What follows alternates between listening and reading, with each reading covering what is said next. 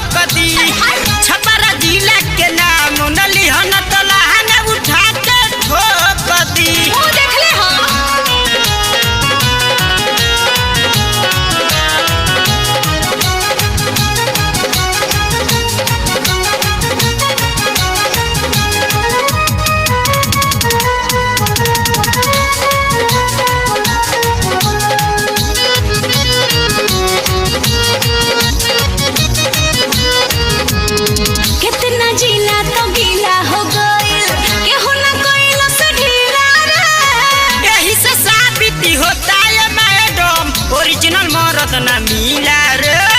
ढेर बोलबे का बोलबे चिल्ला तो गीला हो गइल केहू ना कइल से ढीला रे यही से साबित होता है मैडम ओरिजिनल मर्द ना मिला रे हो कितना चिल्लात बाहर लगी नहीं हाथ रहो कितना चिल्लात बाहर लगी नहीं हाथ नमो के करा में हम के सब होट दी छपरा जिला के खाटी है मरद छपरा जिला के खाटी है मरद लहंगा उठा के ठोक दी छपरा जिला के खाटी है मरद लहंगा उठा के ठोक दी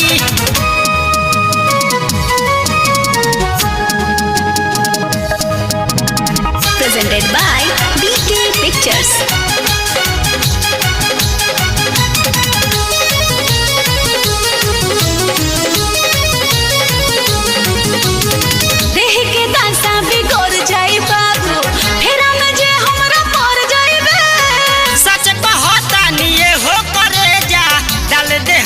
ते मर जाइबे ढेर जना के देखले बानी हमरो के देखले सापी कर जाई बाबू फिर हम जे हमरा पर जाइबे सच कहता निये हो करे जा डाल दी गुडुआ त मर जाइबे करके तना बदाम देखता नी आज हम के करके तना बदाम देखता नी आज हम मोरा चूल्हे में चली के झोंक दी छपरा जिला के नाम नली हो छपरा जिला के नाम नली हो न तो लहंगे उठा के ठोक दी छपरा जिला के नाम नली हो न तो लहंगे उठा के ठोक दी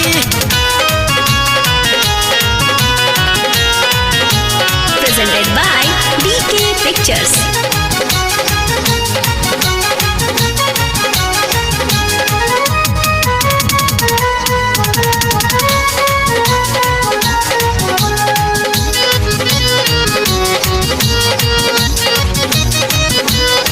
पंकज पांडे बोलना बेकार के चली न तो हर चारा रे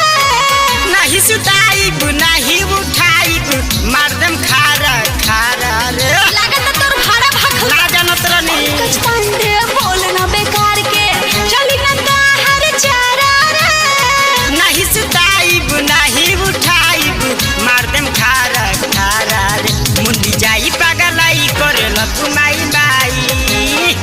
मुंडी जाई पागलाई करे लगुमाई माई दीपक छपरहिया जे धके घोपदी छपरा जिला के खाटी है मरद छपरा जिला के खाटी है मरद लहंगा उठा के ठोक दी छपरा जिला के खाटी है मरद लहंगा उठा के ठोक दी अरे छपरा मोतिहारी सब गइल हमसे हारे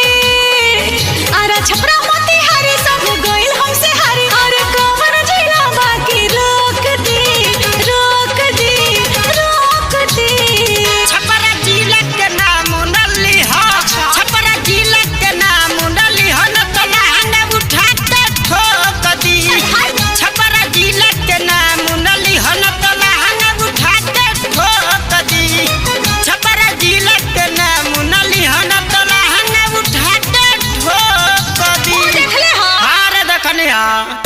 by audio temple, Basant road, Garkha. Presented by DK Pictures.